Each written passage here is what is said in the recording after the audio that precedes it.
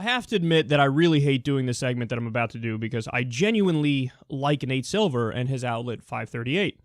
I mean, for the John McCain versus Obama election, he was spot on. For the Romney versus Obama election, he was spot on. But he's even admitted to this point that this election, he's been butt cheeks. He's just terrible. Like he said, for example, Hillary Clinton has over 99% chance of winning Michigan. She lost Michigan. Over 99%? You're the stats guy, and somehow you missed it. Okay, now to be fair, I thought Bernie was going to lose too, but I thought it was going to be much, much closer.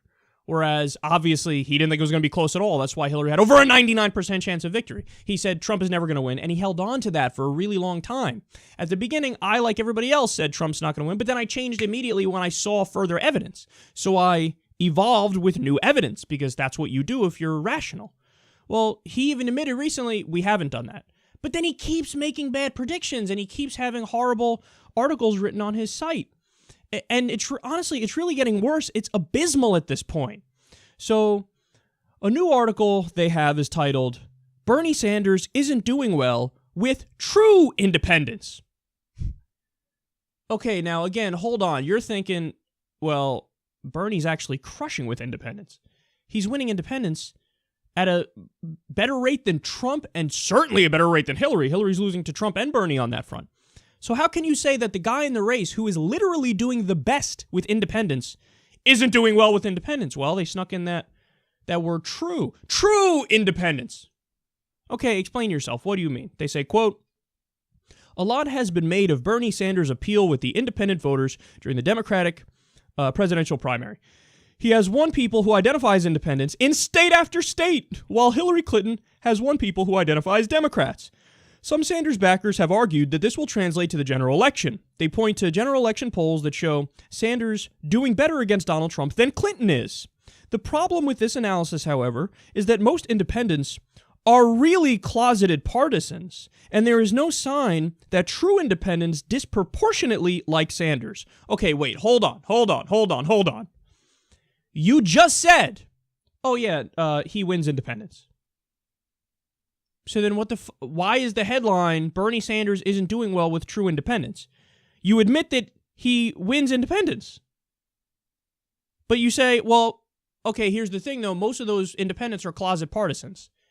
And then, who cares? He wins independence though, right? Yes, he does.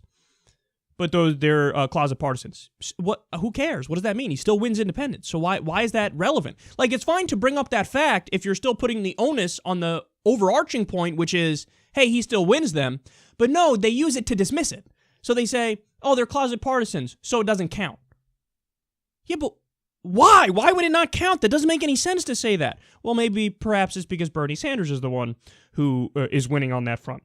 So, let me give you more. Quote, most voters who identify as independent consistently vote for one party or the other in presidential elections. In a Gallup poll taken in early April, 41% of independents leaned Democratic and 36% leaned Republican. Just 23% of independents had no partisan preference. In the last three presidential elections, the Democratic candidate received the support of no less than 88% of self-identified independents who lean Democratic. These are, in effect, Democratic voters with a different name. Right now, Clinton is struggling with this group. According to a Gallup poll conducted May 15th to May 21st, her favorable rating among Democratic-leaning independents was just 51%, compared with 73% among people who identify as Democrats. That's a 22-point difference. Sanders and Trump, on the other hand, had gaps of just 3 and 7 percentage points. 22-point gap for Clinton, 3 and 7 percentage point gap for Bernie and Trump. Sanders did slightly better with Democratic-leaning independents, 71% favorable, again, compared to 51% for Hillary Clinton, but that appeal does not seem to extend to true independents. In the Gallup poll, Sanders had a 35% favorable rating among independents who don't lean toward either party. Clinton's favorable rating with that group was 34%.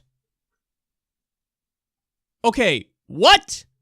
They go, oh, the problem with Bernie Sanders is he doesn't get these true independents, which don't lean Democratic and don't lean Republican, the ones who are really in the middle between the two parties. He doesn't do well with them. Oh, really? So what are his numbers with them? He has a 35% favorable rating. Oh, okay, that's pretty bad. What's Hillary's number with them? 34.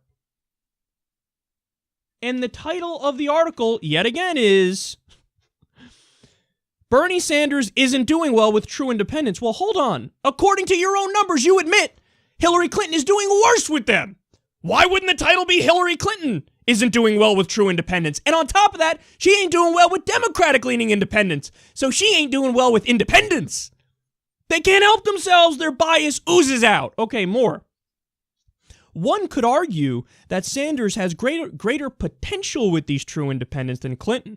Just 63% of them had formed an opinion of him, according to the Gallup poll, while 83% had done so for Clinton. But it's also possible that these true independents will turn against him in greater numbers as they learn more about him. Whoa, whoa, whoa, whoa, whoa, whoa. You just made that up. That's an opinion. I thought you were the stats people. I thought you were the numbers people. You care about data. You're the empirical people. Well, maybe they'll turn against him if they learn more about him. There is no reason to believe that. Certainly no data-driven, factual reason to believe that. In fact, the evidence points in the other direction. The more anybody learns about him, the more they like him. Look at his numbers all along, the trends. He started out super low because very few people knew who he was. The more people learned who he was, the more his numbers went up in every imaginable way. In terms of how many people would vote for him, in terms of favorability, likability, everything. It's all trended in a positive direction. But their main argument against him is, well, okay, so he's winning among all independents, but I don't know, maybe the more true independents, which is a tiny sliver of independents, learn about him, the more they'll dislike him? Again, you're making stuff up and acting as if it's factual. That's not factual. All right, more. For now, though, Sanders' big advantage over Clinton in general election matchups is his edge among Democratic-leaning independents. Not pure independents, which, again, is a tiny sliver of independents, and he still beats her by 1 point with those people.